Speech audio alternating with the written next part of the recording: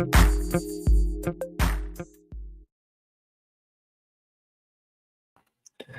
right, we are live. This is episode number 40 of Calibrated Live with Scott. I'm Scott, of course. Hello, hello. Hopefully everybody's doing good. I'm just going to give everybody a second to get in here. Hopefully everybody is having a good Wednesday. Hump day, baby. We can get over it. Everyone together. Yeah, let's go. Here we go. Hype. Let's get some hype in here. You guys are about to have your socks knocked off by my mapping skills. Let's get some fucking hype going. Let's fucking go. All right. I hope everybody's doing good today. Things are progressing fast all over the globe. Things are moving fast in the Middle East. We had an event around Taiwan. We have had some events happening in Africa. So we got a lot going on, some stuff happening domestically in the United States, a lot to cover today. Again, just letting everybody kind of filter in. All right. We got enough people in here now. I'm going to head over to the map. All right. Let's get it started. All right. So obviously, you guys, oh my goodness. You guys know Ukraine, the country next to Russia in Europe. Zoom in and we will get started with some map updates. All right. A majority of the map updates today come from around the Avdiivka sector out towards Umansk. The Russians are moving this line very fast now. What you're seeing right here is progression through the second line of defense. Likely the Ukrainians have retreated to their third line of defense, which is somewhere in this area around Umansk, down here, something like that. So this is the new line that the Ukrainians are likely going to try to hold. How long they will actually be able to hold this particular section of the line, I'm not sure. This is pretty cut off by these reservoirs and this, I'm going to mess up this pronunciation, but here we go. Vovicha River. Oh, I didn't mess it up. It looked different from zoomed out, but the Vovicha River. So the Russians are pushing through this line of defense that was oriented along Berdichi, Semenkivka, Orlivka, Tonenke. That has been broken. The Russians are now behind the second line of defense. They are actually on the outskirts of Umansk. So I don't know what that means exactly. I don't know where the actual borders of Umansk begins. If it were logical, it would be something like this. So to say that the Russians have reached that area, I mean, this is very close. One tree line means that the Russians are at Umansk. Again, this is just what I had talked about. The Russians are pushing out along the two high grounds to the north and to the south of Umansk. They're going to continue progressing out of Semenkivka into this open field area because this is where the high ground is. They have already captured the prominent high ground just south of Tonenke and just east of Tonenke, or just west of Tonenke. So the Russians are in a very, very good position here. And I will remind you that leaving out this Umansk area, just because I don't think the Ukrainians are going to be able to defend this very well. The real line of defense is going to be like this, right? They're going to try to hold this as long as they can. Will they be able to do that? Time will tell. I'm actually releasing a video tomorrow. I'm making a prediction in that video about the upcoming potential Russian summer offensive, spring-summer offensive. That video is done. It's been recorded. It's actually complete and ready to post, but I'm going to post it tomorrow, midday. So be on the lookout for that. But in that, I basically say that the first phase of the Russian offensive for spring and summer is coming out and reaching this line that I have just drawn. That means progressing out of Novelske to this area. That means progressing out of Semenkivka into this area, capturing Umansk. These two settlements, I don't believe the Ukrainians are going to have a very easy time keeping them supplied and sustained. There is one road that comes in. As soon as that road is cut, I mean, the southern road as well, but they're already basically looking at this road. So as soon as this northern route is cut, Umansk is going to be impossible to defend. It's already been prepped for a very long time with glide bombs and other munitions, artillery and stuff. So it's already ready to go. Remember, guys, if you have questions that you want answered during stream, you can always do that through Super Thanks. It's an easy way to support me. And that's a way that I can communicate with you guys, because I don't really look at the chat a whole lot while I'm going through. I just stop to come over and look at the chat. So if you guys are asking questions in here of me, I won't see them until maybe the end. And then even then, you're going to have to ask them again. So if you have questions that you want answered, that's the best way you can do that. And then you also support me in that way. So I appreciate that. But back to the map. So in terms of the actual progress made, the Russians expanded out of these fields, also captured the northern sector of Pervomaisky. I think I had mentioned this advance in the northern sector of Pervomaisky. It came before this advance did. But again, more fields captured. I'm sure there's more of this that has been captured than what is being shown. We are on a 48 hour to 72 hour delay on information usually coming out. So, all of these updates are days old, basically, by the time they come out, because there's operational security and stuff like that.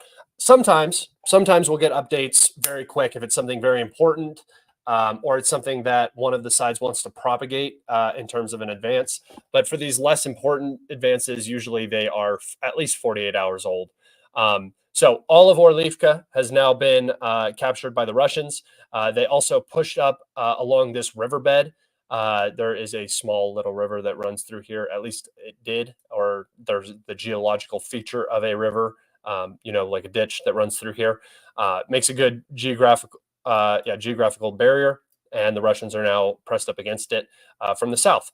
This advance right here out of Tenenke, this has been the area where you've seen a lot of the Russian vehicles piling up. A convoy getting hit while they're on an assault. I think that people don't really understand what war is. That there's a huge disconnect that I think a lot of people have when it comes to losses in particular. Guys, there's a reason why you don't fight wars, right? You don't fight them because a lot of people die. You lose a lot of equipment and material and stuff like that. There's a reason why wars aren't fought.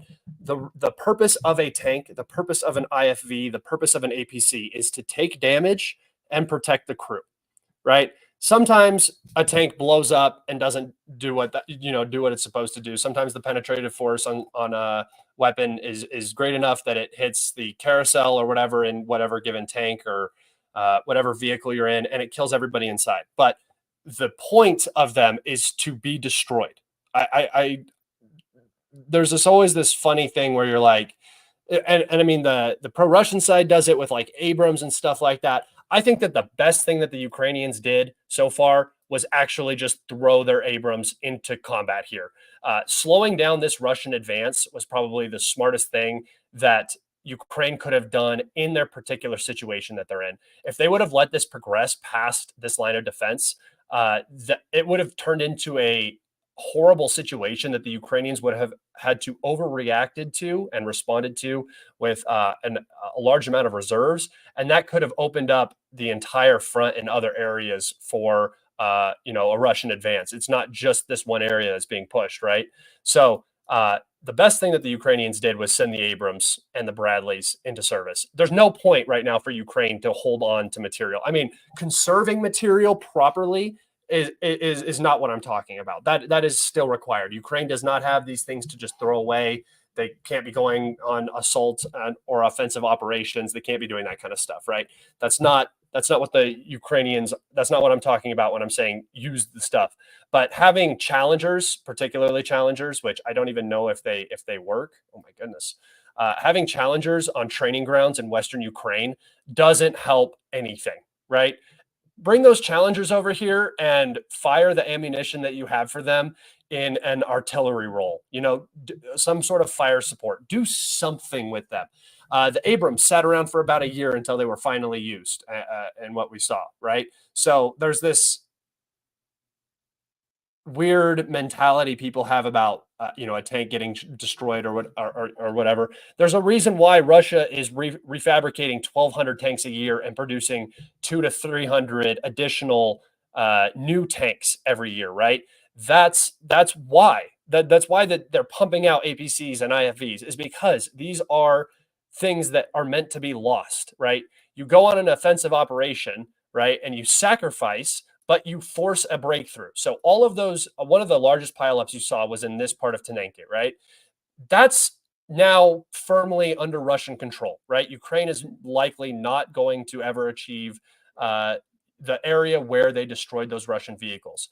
There is a point, obviously, where losses don't qualify. The number of losses does not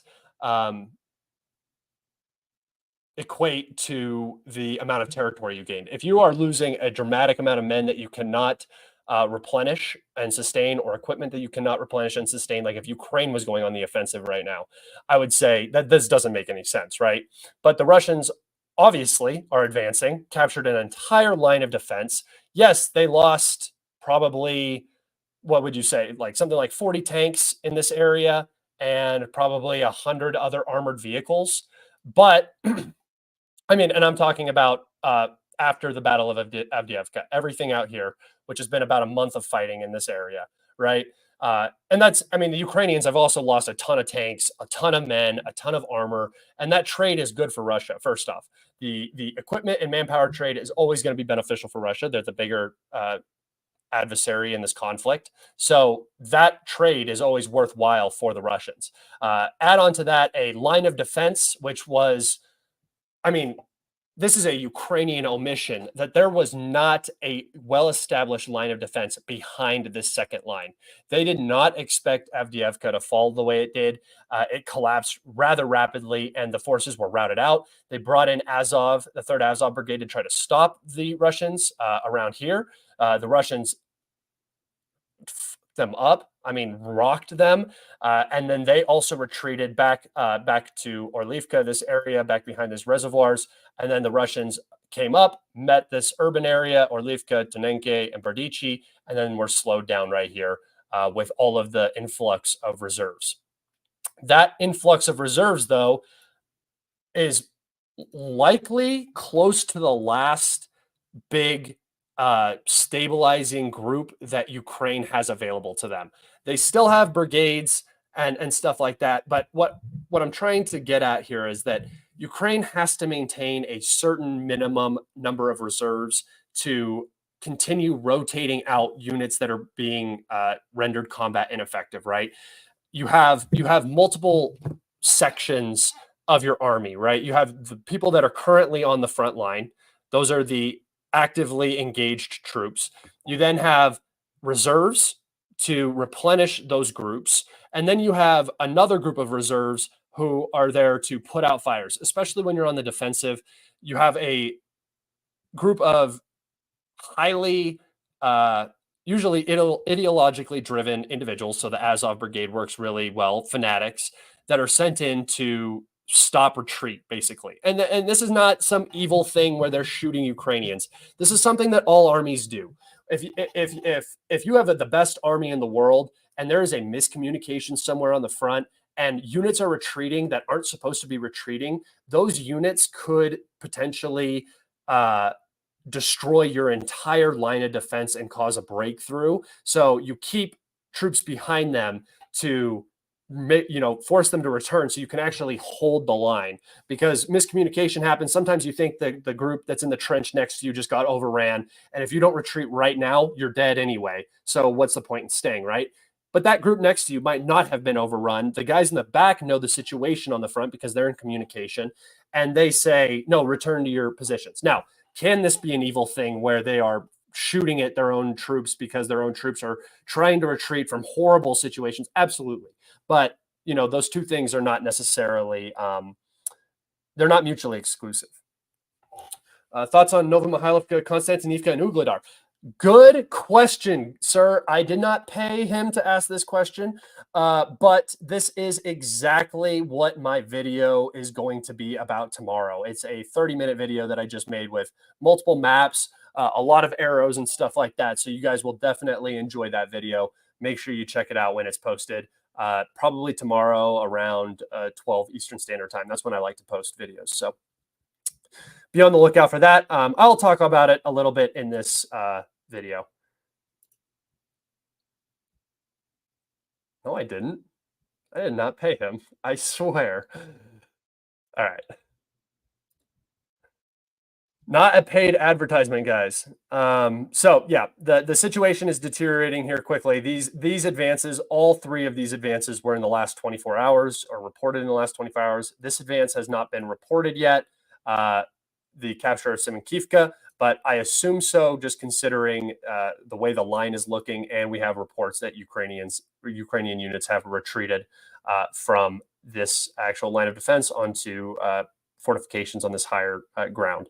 Not very strong fortifications in here for the most part, just what they could build very recently. And, there's not a lot of urban settlement or logistics paths. So this area is going to be hard to defend. It's also going to be hard to attack. So, don't expect the Russians just to bolt through this field, but this is the direction they want to go. Okay. One more update I think that I have. Actually, I have two updates. Again, another advance in the Chasiv Yar direction. The Russians are advancing quick on this sector. With the capture of this, if you guys remember that picture I showed you on my Twitter, actually, I can go look for it. The picture that I'm talking about is a map that I made showing the Ukrainian. Yeah, here we go. Actually, that's not the right one. Is a map of the fortifications around Bakhmut. Here it is. All right, I'll just do this.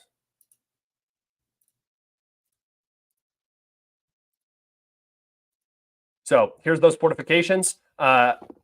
This is not the updated map. This is the previous update where the Russians advanced through this field. Now this little green section right here and these two blue fortifications have been captured, and the Russian forces are now poised and looking directly into what I consider the crow's nest of Chasiv Yar. I call it the crow's nest because it is isolated and it has high-rise buildings or tall apartment buildings, so it gives it a strong vantage point to see the Russians approaching. There are reports now that the Ukrainian units in this sector have retreated back, not over the canal quite yet, but to defensive positions near the canal and have left these beginning areas. Probably they still have units here to inflict fire damage on the Russians as they approach. But yeah, this area will be captured quickly, and then the rest of Chasiv Yar will probably take much longer to actually even enter. They will approach the city and then begin operations likely on the northern and southern flank. The goal right now is not the capture of Chasiv Yar.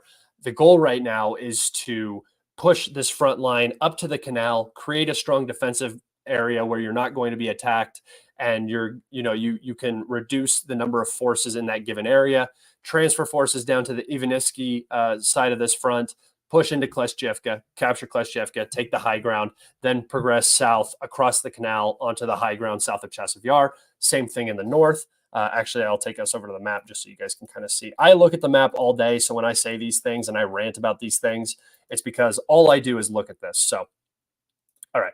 So, what the Russians want to do is they want to bring the front line to this canal right here, right? Trying to hold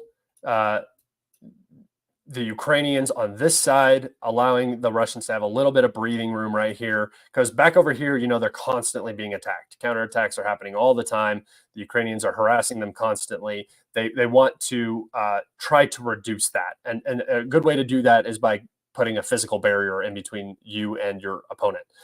So down here, once this crow's nest falls, I believe that the Russians will start pushing for Horivka, Kalina, and Kleshchevka and Andriivka down here. So most importantly is getting onto this high ground right here. This high ground is of vital importance for this entire sector. Oops. I mean to do that. For this entire sector, it looks onto Chasiv Yar. It gives the Russians a good vantage point for reconnaissance. It also allows them to look down onto this lowland right here across the canal. And this high ground is about level with the Russian high ground over here. So they'll kind of be looking across the canal at each other.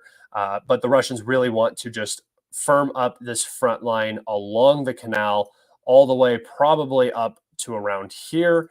And then once that begins, they can begin operations down into Chasiv Yar from this direction. If you guys look, actually, this is wrong. Down into this direction. If you guys notice, this is a industrial hilly area. It's again an elevated high ground that looks into Chasiv Yar. This part of Chasiv Yar is actually also on a very particular high ground in the region. You have 3 high grounds around Chasiv Yar, one right here, and then one to the south.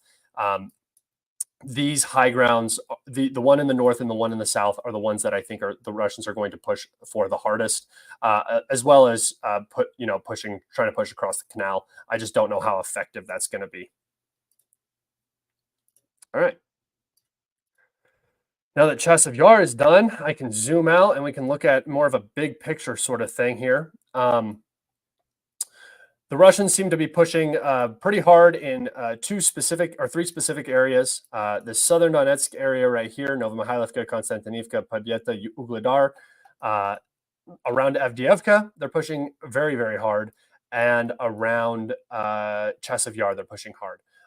I do expect an increase in intensity of fighting on this Oskal bridgehead. I also am very curious, something that I've been thinking about for a long time. This is just off the top of my head, so this is not really necessarily a prediction. But if I were the Russians, I would begin my offensive operation in the spring. The dry season, the muddy season is almost coming to an end. There was almost no muddy season. There were a few videos of some vehicles in mud. There was some rain, but really compared to what we've seen in previous years, it was nothing. I believe that as soon as this offensive kicks off, wherever it kicks off, some people are talking about Zaporozhye, some people are talking about Bakhmut, Avdiivka, up here in Kharkov, and then some people are talking about the sanitation zone up along this border. What I would do if I was the Russians is I would start some sort of incursion in this region, Sumy, Kharkov. Begin pushing the Ukrainians back, hammering them with glide bombs and artillery, and just force a massive amount of Ukrainians to rotate up into this region. Poise yourself like you're going to push into Kharkov, but don't really do it. Send in a lot of DRGs. If you find the opportunity to enter and take a town, that would be, for the Russians, that would be really good. That would be a huge morale hit. And I think you could honestly bait the Ukrainians into sending more to dislodge the men that you have in these small little settlements. I'm talking like right across the border, cross in, just like the Ukrainians tried to do in Belgorod and Kursk, try to come in. Successfully, the Russians would have to be successful here. Enter, capture some of these little border towns, make it something noticeable so you can see it on the map. Once the Ukrainians respond to that, you kind of stop focusing here. You keep applying pressure, but not as much pressure. And then you begin your operation wherever you want to, whether that's the Oskal bridgehead, the Chasiv Yar direction, or the southern Donetsk direction. My personal prediction is that we will see an offensive in this southern Donetsk direction, with the primary goal being Pokrovsk. Pokrovsk is like the Izium of the south, okay? If you guys know how important Izium was for Russian, the Russian planning for an attack on the Donbass, you will see how important Pokrovsk is. So if we go up here to Izium, notice that Izium is a hub, right? You have roads that come into Izium and go out of Izium in every direction, something that is rather rare in this part of the country. There are very few places like that. Kramatorsk is one of them. This settlement right over here, Barvinkov, Barkin, I don't know, doesn't matter. And then obviously Konstantinivka, and then Pokrovsk is a major intersection, right? All of these roads, all of these railroads come into Pokrovsk, and I believe that this will be the primary goal of the Russian spring and summer offensive. Now, if opportunities present themselves in Seversk, on the bridgehead, in Chasiv Yar, why not, right? But the defenses down here in the south are much weaker. Once you get past this road right here that runs down to Vuhledar. So I believe that the primary Russian goal will be to expand their zone of control, capture Novomihailovka and Pereskovivka, and then once Konstantinivka is captured, and while it's being captured, push out through this direction, meet the road, head down the road, capture Vadyan, the coal mine, and Vuhledar, and then begin operations towards Pokrovsk. And I know Pokrovsk is very north from this, but collapsing this whole section and then pushing from the north and the south will mean that the Ukrainians just won't be able to respond. Once Pokrovsk is taken, you can see how it will lead to, it's already on the backside of Konstantinivka, Druzhkivka, and Kramatorsk and Slavyansk. So the Russians will be in a very threatening position right here, just like Izium is to the north, behind Slavyansk, can kind of interdict some of this stuff. Izium was the key to this Slavyansk Kramatorsk line, but now I believe that Pokrovsk could be that direction. And the reason why I think that so heavily is, the amount of effort that the Russians are putting in on this front, the amount of preparation they are undergoing for a breakthrough. And we already saw a breakthrough after Avdiivka fell, from reports from the Ukrainians that this area is not very well fortified back here at all.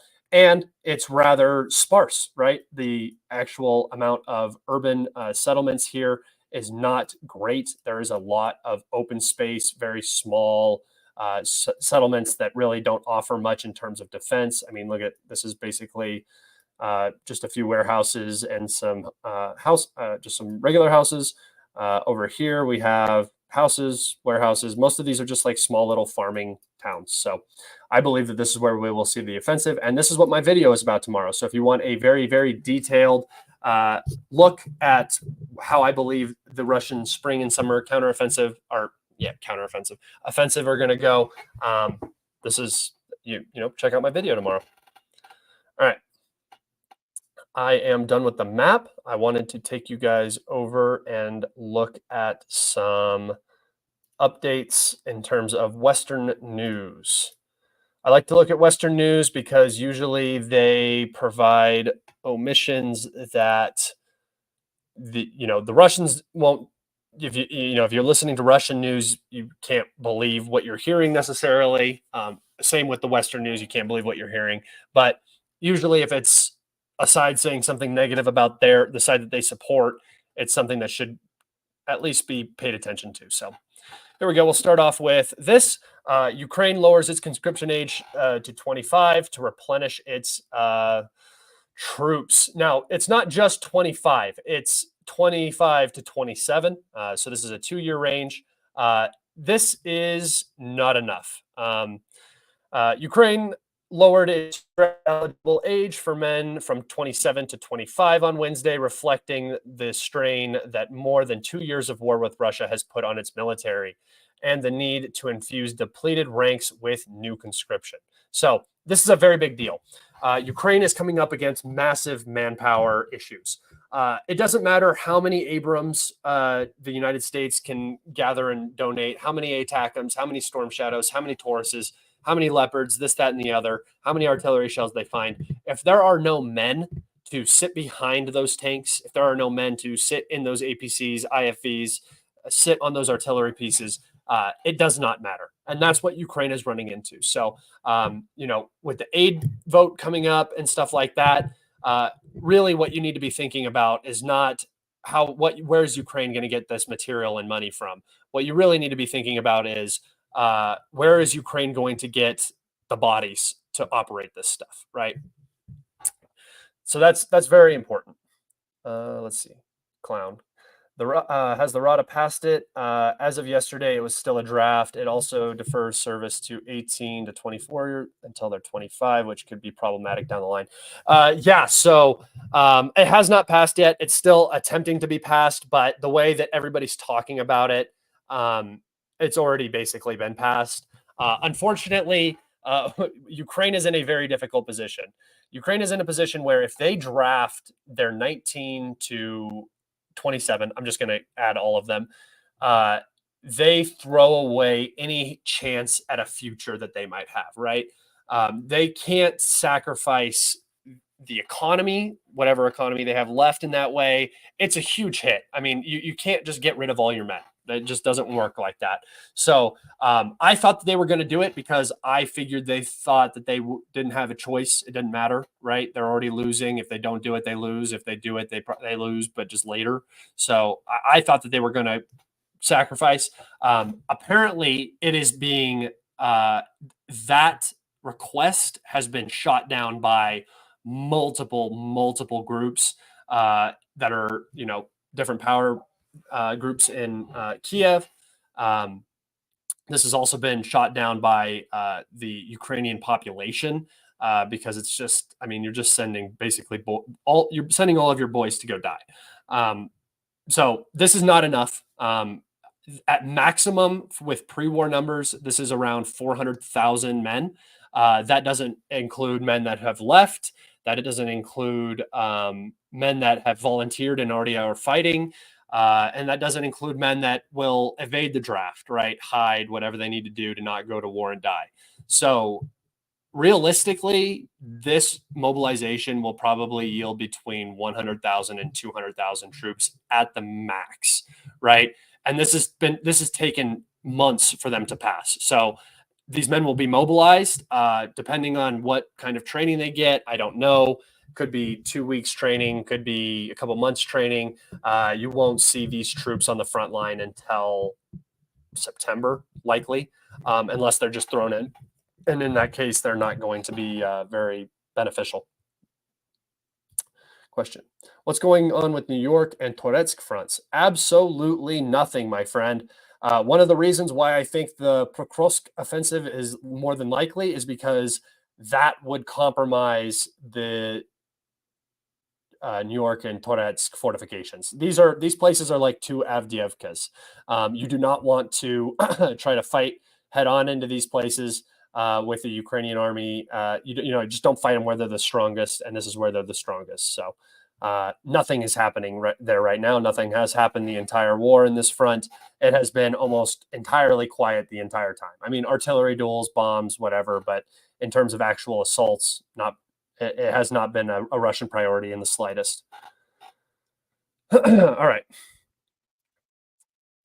Got another article here to share. Okay.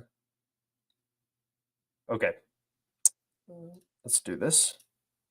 So we have two different topics of conversation about aid funding for Ukraine. There is the Republican leader, Johnson, is going to bring the Ukraine bill, which includes Israel aid and other places, to the House for a vote. We'll see if it passes. I think if it passes, Johnson's going to lose his job. But I also think that he's in a very, very difficult position where he has a lot of people who are very, very heavily invested in Ukraine, really trying to get this to pass. Trying to pass it with the Israeli funding currently is probably not the best idea. It's going to be hard to get Democrats on board for that. But at the end of the day, money is king, and the military-industrial complex is our daddy. So I expect it to pass. I expect the money to get through. And again, the money is not what Ukraine needs. It does need it, but what Ukraine needs is human bodies, and you can't create those. So, well, you can. It just takes 9 months, and then 18 years before they're ready to fight. The future is already North Africa, Middle East immigrants with so many men lost, which was part of the plan. Another European country dismantled. Yeah, the immigration situation is reaching a tipping point in Europe. So I don't know. If that's what you're talking about. Yeah. So Europe is in a very, very bad position, and now they're talking about passing this, potentially turning this into a NATO plan instead of a U.S. plan and EU plan for funding, because they're having a hard time passing it in that way. I don't know how this works either. $100 billion for your, it's so much money. All that money is just going to get stolen too. So we'll see. We'll see how this happens. I don't want to say Ukraine aid won't pass, because I still, it's just like in my gut, I know it's going to pass. I'm going to wake up in a couple days here, and there's going to be a Ukraine bill passed. But something in my gut is also telling me that there are too many factors at play right now, and they can't pass it. The Republicans can't give up the immigration demands and the border security demands. If Johnson passes it, he's going to get replaced by somebody who's even more hardline against Ukraine, because the Republicans can't have that right now. Although if it passes, the money's already spent, so who knows? But that's the threats that are coming at him. I don't know. Something tells me that it's going to at least be delayed again. It might pass. Time will tell. Again, we just don't know. All right. Last article I have today, and this one kind of adds everything together. Ukraine is at great risk of its front lines collapsing. According to high-ranking Ukrainian officers, the military picture is grim, and Russian generals could find success wherever they decide to focus their upcoming offensive. So these articles are being posted, and in the meantime, we're talking about sending aid, like a bunch of money to Ukraine. So Ukraine is on the verge of collapse. And it's not because we haven't given them our support for the last 2 years, right? That's not why Ukraine is about to collapse. Ukraine is about to collapse because it's fighting a war it cannot win. Mathematically, Ukraine was not going to win this war, unless, a complete Russian collapse, which just never happened. So, they're talking about manpower shortages, artillery shortages. Those two things don't get solved with this aid bill passing. Actually, in fact, most of the money in the aid bill is going directly into the U.S. military-industrial complex and preparing us for our next war, right? So it's a lot of political theater right now. That's all that's going on. But importantly, Ukraine. They're talking about Ukraine being on the verge of collapse. That's really, really, really. This is not a good article to be coming out right before a vote goes through about sending $100 billion.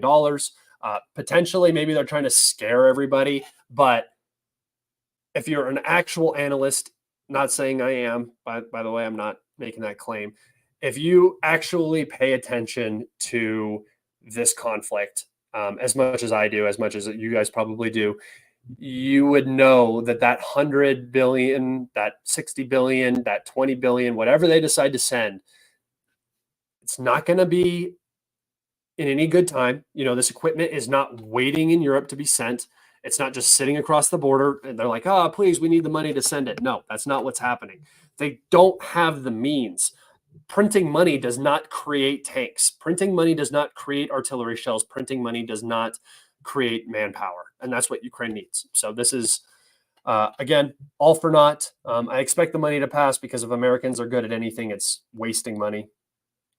But yeah. All right. Got some questions. The next major settlement to fall, probably Novomihailovka. And if I had to take a guess, I don't know if you consider that a major settlement. I think it's major because the Ukrainians think it's major.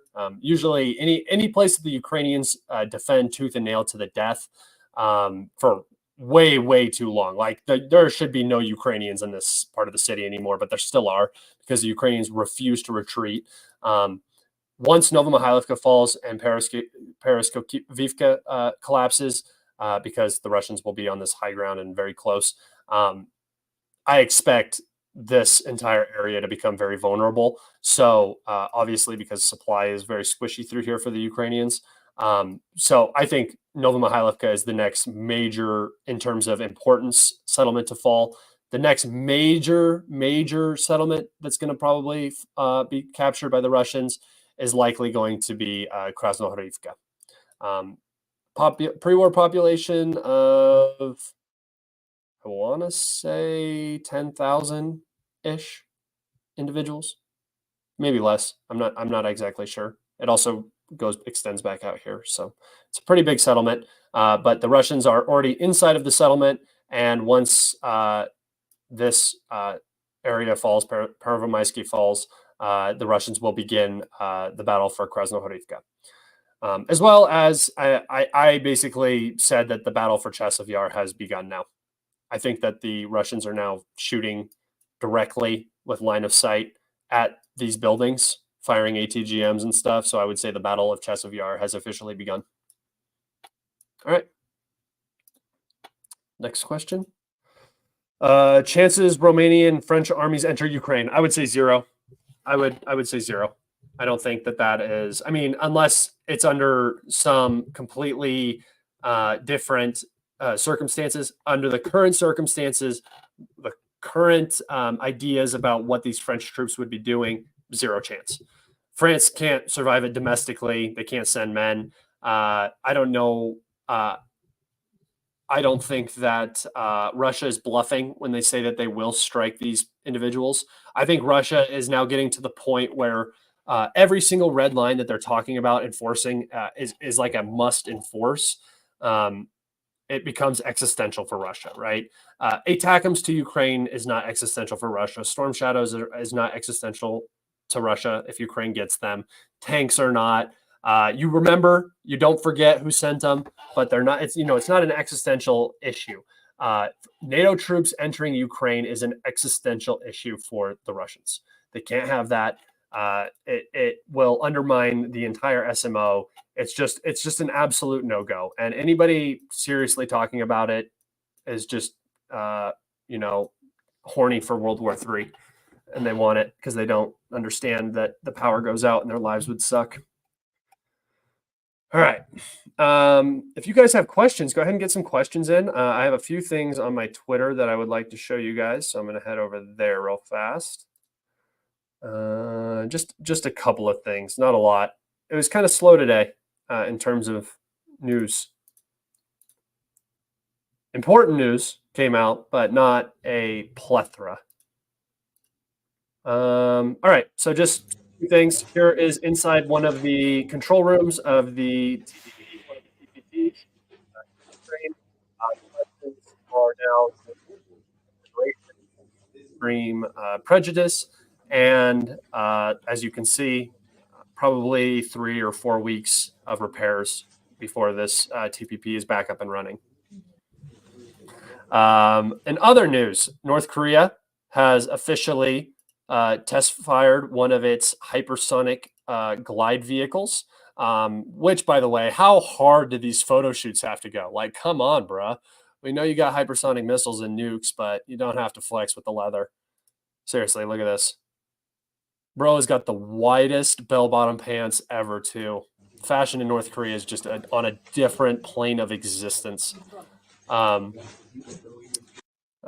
yeah, so if you read my, comment, the U.S. has been trying to develop a hypersonic weapon for years now, and they keep failing. Their tests keep failing, and now North Korea has a glide vehicle, which is like a completely different realm. This is like completely different than Kinjals and so on. Also, what a cool carrier for it. David said that this was bad. I think it's open. Isn't it open? He said that this was bad fabrication because this didn't match up. He did a whole Ozent thing where he like drew lines here to show how crooked it was, but it's literally, I'm pretty sure, opening up. So the big winner of the SMO is North Korea, though. They won the SMO, so congratulations to them. They are now they survived a horrible blockade, basically by the United States for decades. Basically, they got the Cuba treatment, and they lived through it. The famine in North Korea is likely over now forever. In terms of the technology, it's opened wide up. Car imports are probably going to open wide up. North Korea is now a connected country. They are no longer a isolationist, forced isolationist. I'm not, the way the U.S. made it sound, a communist internment camp just north of South Korea, which is this free, awesome place, right? No, North Korea is the big winner of this, and they are going to benefit tremendously from the U.S. Sanction regime against Russia. They're going to benefit from multipolarity like nobody else. So expect good things from North Korea. It's funny to say out loud. But yeah, I'll go up and look at some of these questions that you guys asked. How can I join the special military operation? Go join a PMC outfit in Russia or Ukraine. I don't know. I would say don't go fight. That's stupid. Not your war. It's not really even the war of the guys that are fighting it currently, the Ukrainians and the Russians. It's not their war either. They shouldn't be fighting it, and I feel horrible for them. How often do the Russians rotate their units? Regularly. That's part of the reason why you haven't likely seen a large offensive, is because the Russians are constantly rotating their guys on the front. If you hear some nonsense about the Russians don't rotate their guys on the front, that's a complete lie. That's not true. 3 to 4 weeks. It's completely totaled, more like 3 to 4 months. Yeah, it was a joke. They're gonna have to build a whole new freaking plant, dude. It's that, yeah.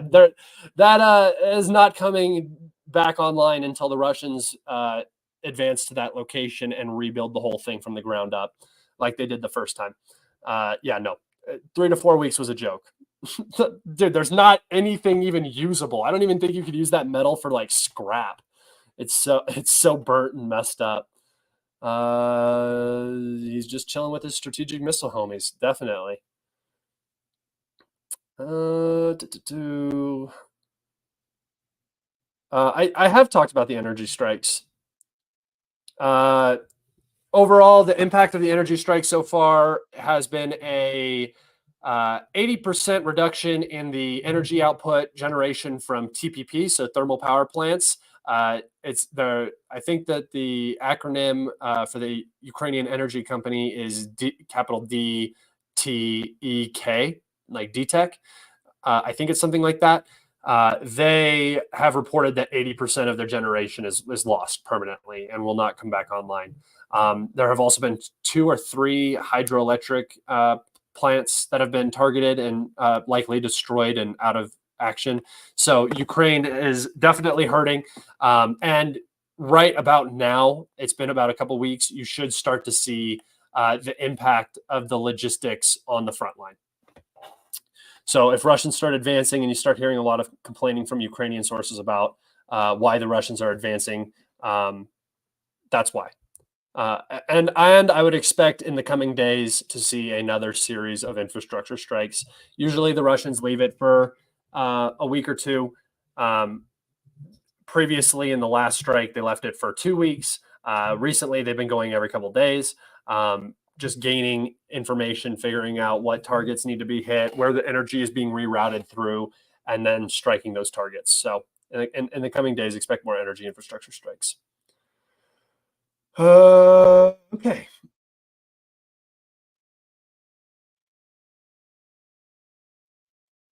Imagine fighting for Putin who doesn't care about his own troops. Can you provide a source for why you think that? because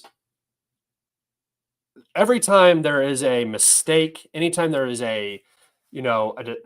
what you would consider a disaster, like Ugledar. Remember when the Russians ran into that minefield, sort of like the Ukrainian counteroffensive. Like every time there's a disaster on the Russian side, every single pro-Russian and every single mail blogger and every single person who pays attention talks about the incompetence and how this person needs to be removed.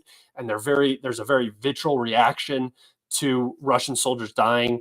That same thing doesn't exist on the Ukrainian side.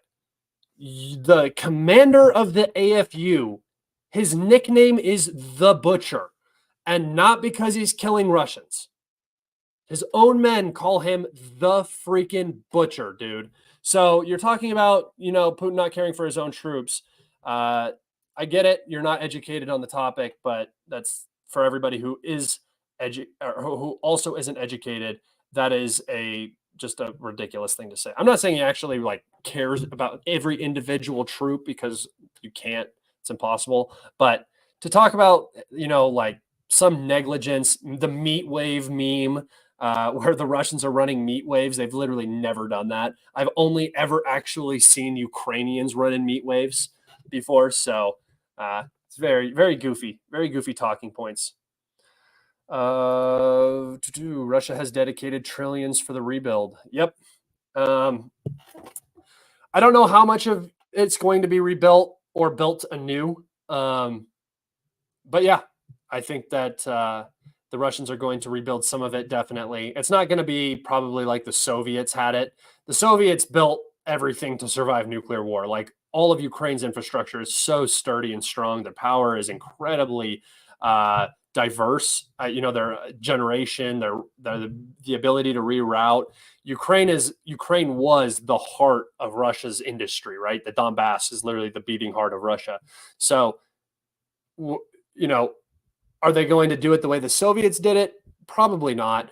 But yes, I do expect a lot of this stuff will be rebuilt by the Russians, whatever they control.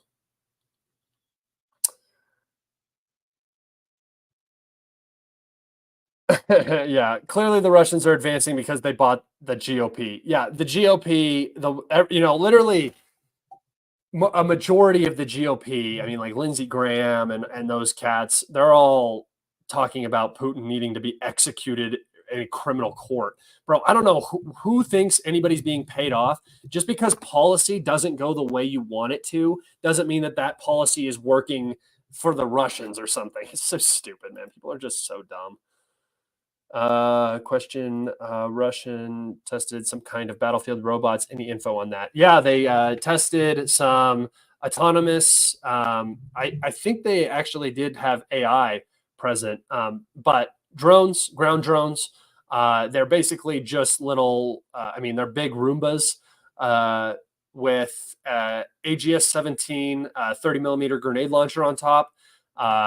And I believe that this is the way that the Russians, this is the direction that the Russians are moving in, especially with the war in Ukraine.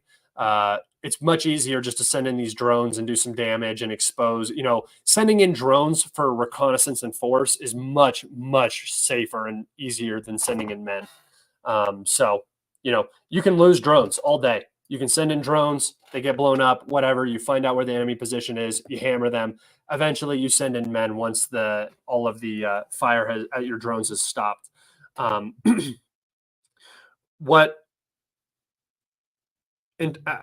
terms of production rates, the Russian military-industrial complex is going bonkers right now. So you could definitely see more of these drone assaults happen very regularly. It costs the Russians nothing, right? And they gain info. So,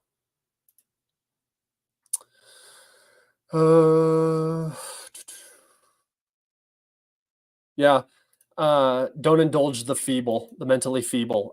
You have to, right? Because people read what other people say and they don't do what they're supposed to do and think critically about it at all. They just agree if it confirms their bias and continue on.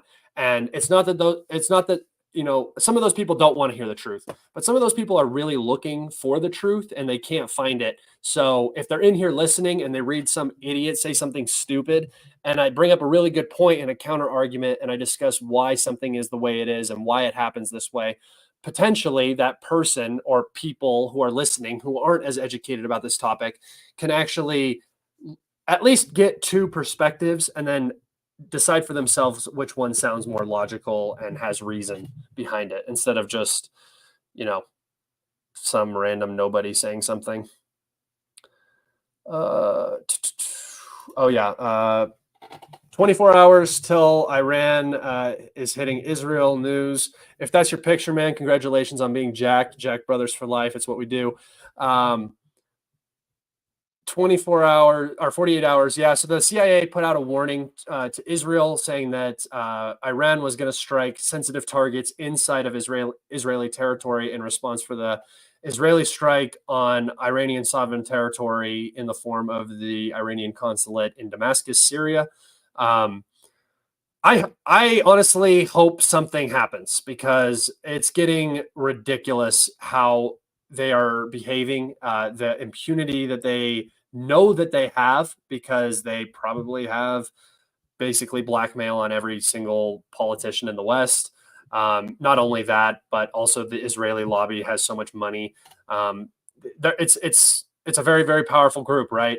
And they are just acting with impunity. They struck humanitarian aid workers the first day they arrived. 3 different humanitarian aid vehicles were struck with precision-guided drone-launched munitions, went right through the roof, killed all of the people in the car, didn't do any damage around it. And the reason why they did it is because they thought there might have been a terrorist in one of the cars, maybe. They destroyed 3 cars, killed 7 people for a terrorist that wasn't in the car. That's at least their claim. I don't buy that. I think that the Israelis did this because they do not want humanitarian organizations coming to Israel. They do not want those organizations exposing the level of genocide that is currently going on. There are starving children in Gaza, and they're hitting humanitarian aid workers. It's disgusting. It's despicable. And they just really, really made a very big mistake by attacking Iranian soil proper. I think that they don't think that the Iranians will do anything in return. I think that the Iranians absolutely need to do something in return to prevent this from happening again.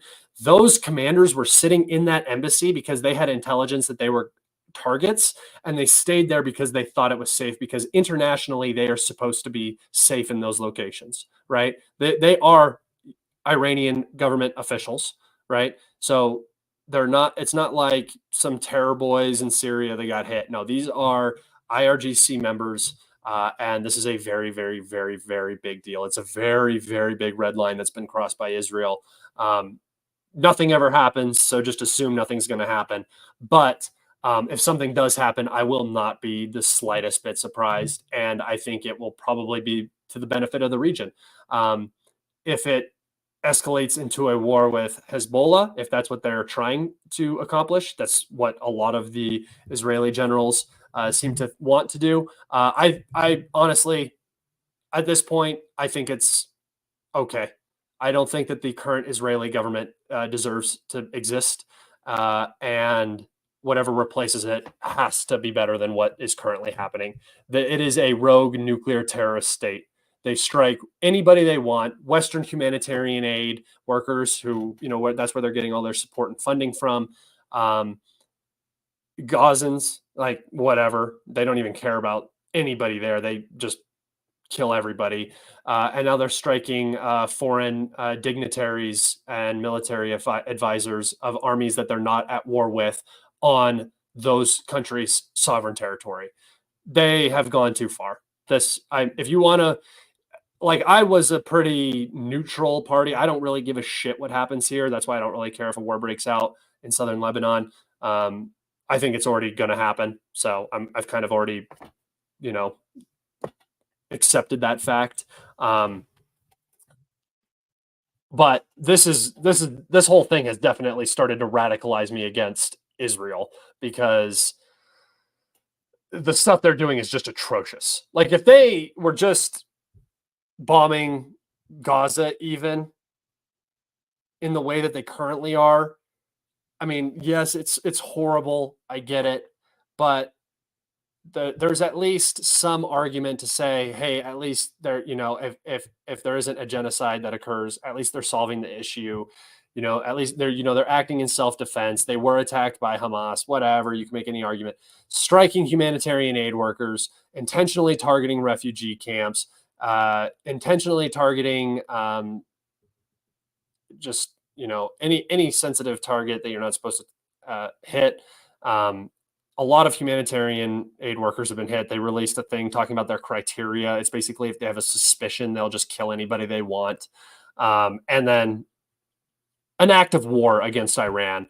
Israel is unhinged. They are off their leash, and something needs to be done. Whether it's from diplomatic side from the US, which is not going to happen, or Europe, which is not going to happen, or Iran, which might happen. So it seems like we only got one option here. All right, got some questions. Chances of Romanian and French armies entering Ukraine, 0. I think I already answered that one. Where do you see the front lines 6 months from now? Yeah, I can show you that.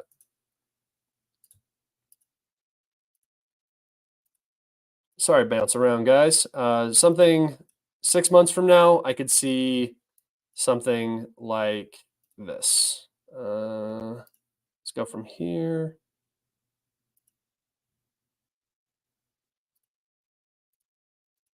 Six months, I could see the South looking something like this, right? Something like that for the Russians.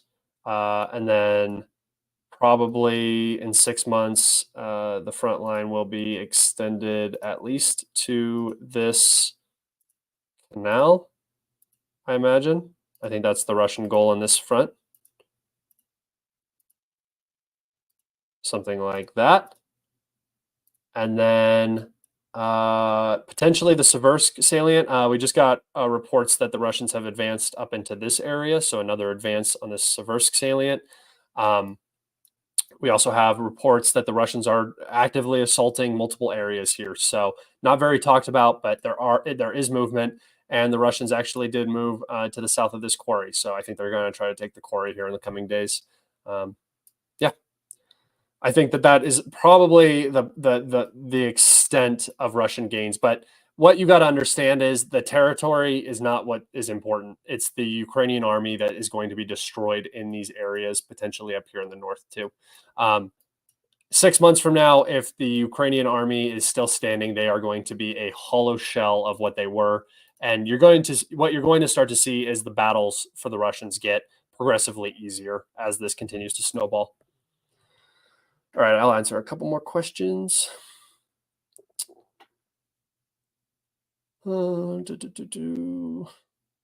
Question: would there be another Russian mobilization? I keep hearing they're contracting 30K men a month. Yeah, so all the Russian officials say that there is no mobilization going to happen.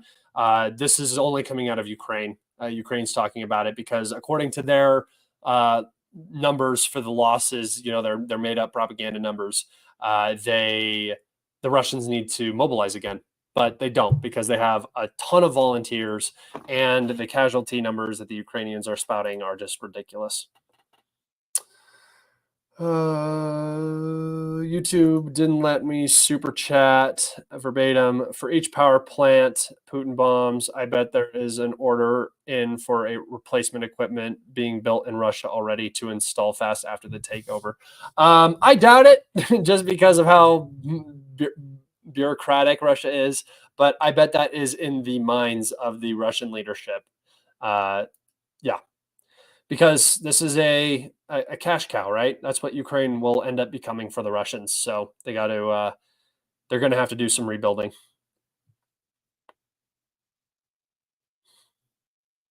How can Russia stop oil refinery attacks? They could set up stronger air defense and electronic warfare. They're already creating mobile air defense teams like Ukraine has done. Ukraine was actually very smart in getting ahead on that. A lot of people make fun of the Arab weddings that you see at night where everybody's just shooting up into the sky. And yeah, I mean, sometimes it's just random and it's not very effective. But if you have coordinated teams and you have good radar and you know where the Guarantus are flying, or for the Russians it would be these A-22 hobby airplanes, or bigger drones that are flying into the oil refineries. Setting these up is a very simple task. Electronic warfare is another one, around sensitive targets, oil refineries, stuff like that, military bases, so on and so forth. That's a little bit more complicated, especially because if you have AI flying, if you have a program flying, it doesn't need communication, so it's much more difficult to disrupt its pattern. And I honestly don't think the Russians will stop these oil refinery attacks. If you look at the oil refineries that were initially struck back in January and February, those are already been repaired. So the whole oil production is down by 50% or whatever. That's not true. And also, you're talking about Russia, who has gigantic strategic petroleum reserves for export, not just for their own needs. And they also are currently in a production cut cycle with OPEC plus. So the need for these oil refineries is definitely not as high. There are still oil refineries in the east that are not being threatened. And the Russians are selling their oil at a surplus now because of these oil refinery strikes. Russian oil is selling for more than it has ever sold for. So even if they are at a reduced production or refining capabilities, the oil that they are selling is going at a premium. And that is really hurting Europe and the United States. And that's why you've seen Europe and the United States officially come out and say, we do not support these drone strikes on refineries. We think they should stop, because it's hurting the market. And that hurts countries, especially that buy on spot price, like a lot of the European countries do. Whereas a lot of the countries that buy from Russia are usually have contracts. So it's not, the price doesn't change with the market changing.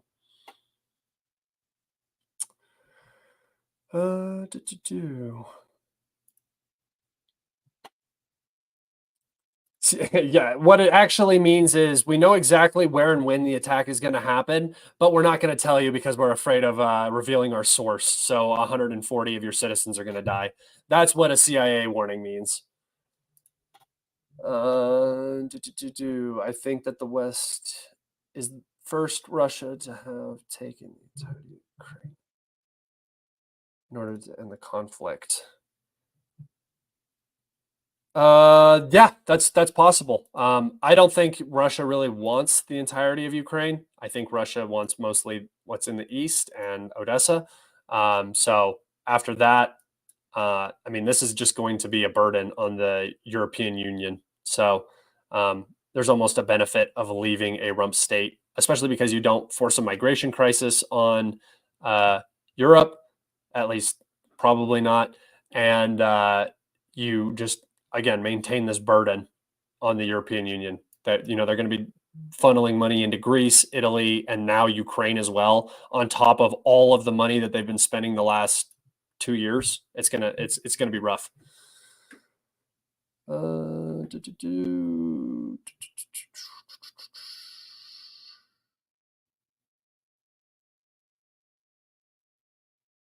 I did not see a terror attack in Asia.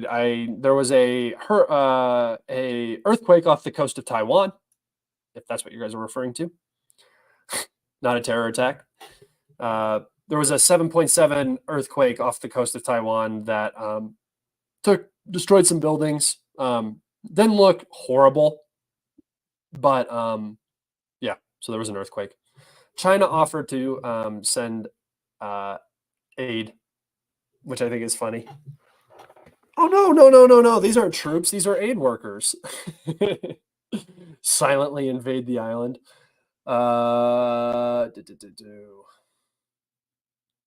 Okay. I think I'm going to wrap it up there today, boys. Thank you all so much. I hope you enjoyed this episode. Be safe. Have a good weekend. I'm going to post that video tomorrow. It's not the weekend. What am I saying? It's Thursday and Friday still. Enjoy the days leading up to the weekend, and also enjoy your weekend. I might not be making a video Saturday and Sunday. I might try to just post a video Saturday or Sunday, no live streams. So be on the lookout for that. And remember, my video tomorrow with my prediction for the Russian summer offensive will be out tomorrow around 12 Eastern Standard Time. Thank you, everybody, so much. I hope you enjoyed this live stream, and catch me on the next one. Goodbye.